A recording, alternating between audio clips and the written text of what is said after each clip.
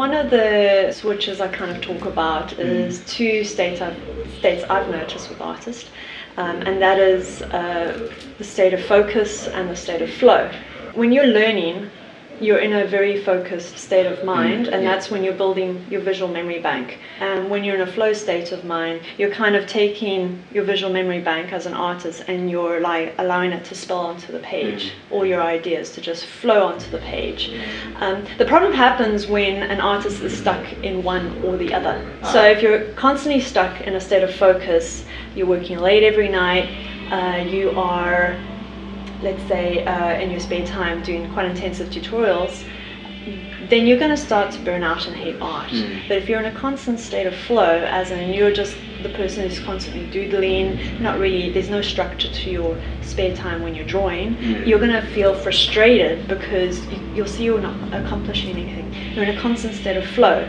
So it's all about achieving that balance between the two. Well, I mean, look, I think it fluctuates greatly depending on the artist's age, actually, and experience. I usually noticed young artists especially get stuck in either one state or the other. They're constantly trying to learn, but there's also this term I came up with, which is tutorial junkies, where tutorial junkies are the guys that are just constantly gathering books and DVDs and resources online and subscriptions to websites, but they move from one thing to the other so fast that they're not actually absorbing these lessons. They're not doing any deep learning, and they're also in a constant state of focus. And these guys burn out and are frustrated because they've got all these resources, but they don't feel like they're learning anything. And that for them is really frustrating. But what they need to realize is it's not because they can't draw that thing, it's because they haven't equipped themselves to draw that thing. When you build your visual memory bank with the things you constantly observe in life, all of that wealth is then going to come through in your unique ideas, because you're a sum of your influences at the end of the day. What you observe most in life are going to be the filters through which your ideas pass.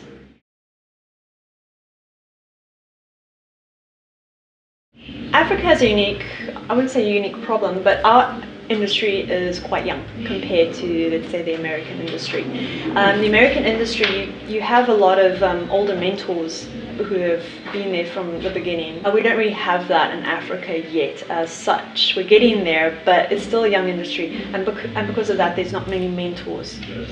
That's when it becomes really important to pursue self-education. Formal education is great, but a formal education can only get you so far. Self-education is what's really going to build your career.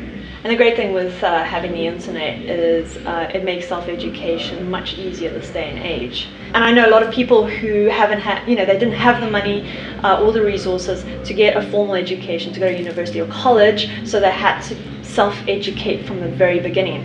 And you'll find that these guys are like machines. They get so used to self-educating that they just kind of bypass people with formal educations and have higher positions in the industry. So you don't have to get a formal education in order to pursue your career.